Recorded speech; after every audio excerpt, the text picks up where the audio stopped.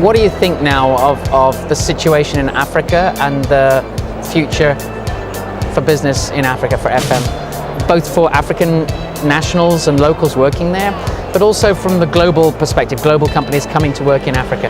Yeah, people have different perception about what Africa looks like, but I'm happy to tell our story today the way it is. And one of the things that I must let the international community know about Africa is a very interesting place. It's like every other country you have around the world. You have the good, you have the bad, and you have the ugly. But unfortunately, the media have decided to paint only the ugly part of Africa. And that's not the case. Africa has got a lot of good stuff to offer the world. And narrowing it down to facility management, I believe that Africa is the future for facility management. You can't just say that. You've got to give me some evidence on that. I'm going to give you very good evidence. Now, if you look around the world, you notice that, let's take Philadelphia for instance, we have aging facilities and the whole place seems to be built up and no room for expansion.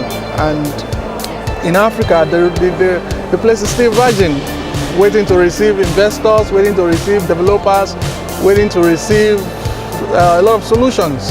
And those companies that want to expand in their global outreach, Africa is waiting to receive them. We have a lot of very intelligent, talented young men and women in very large numbers. We have a very, very big population, and they are within a very good economic bracket that can be very useful in the workforce. Some of the leading technology companies are beginning to set up their locations in Africa, and they also need to be serviced.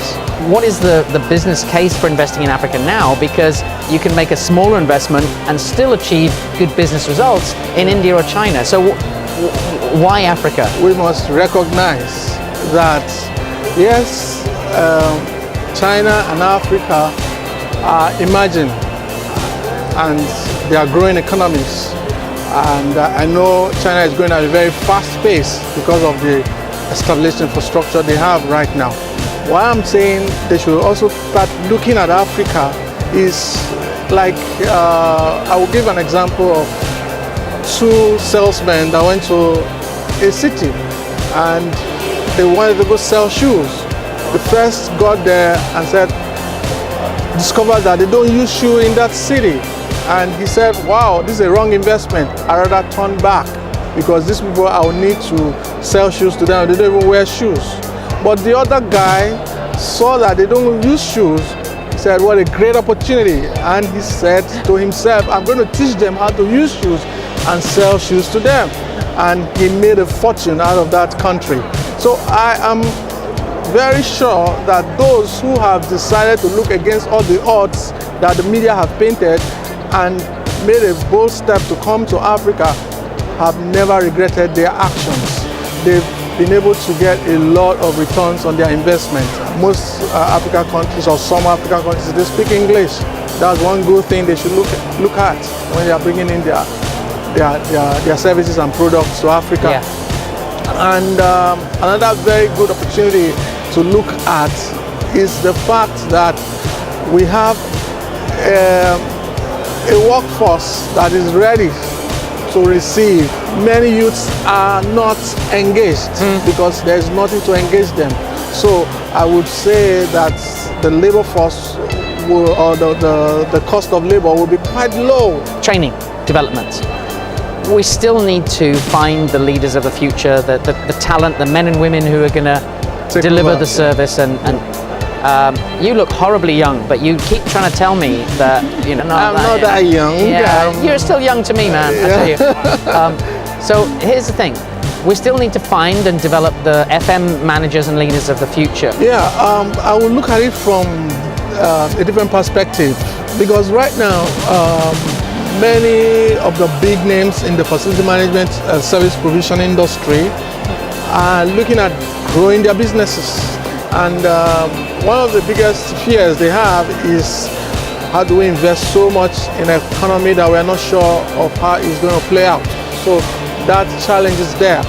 Now, all they need is to invest in education. Bring your processes. You don't necessarily need to bring your equipment and your human resources. Bring your processes, train the locals within the community where you are coming to set up, and they can easily absorb what you have to offer, and they will do it as much as how you conduct your business in America, Europe, or anywhere else in the world. Yeah. So, and by so doing, we transfer that technology to Africa, and we are able to bring excellence to the market. And that also makes the market a lot more mature on a global scale. We can't be talking FM as a global phenomenon and ignore a continent as large as Africa.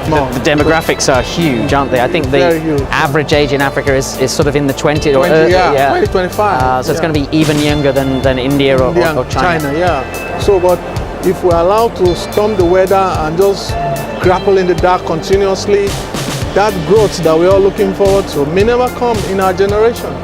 So we need participation and partnership of the international community. For instance, IBM is currently in Nigeria. Is Johnson Control going to tell me they won't service IBM because they are in Nigeria? They just have to find a way to service IBM. And there are locals they can partner with and still deliver the same service they deliver to IBM the way it is done in America, and get it even done better.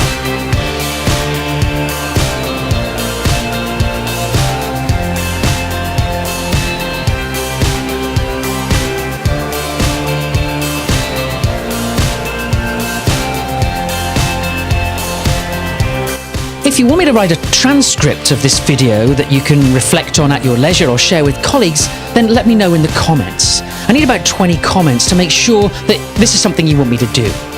Also, if there are colleagues or friends who are also interested in the emerging markets, then please share this video with them.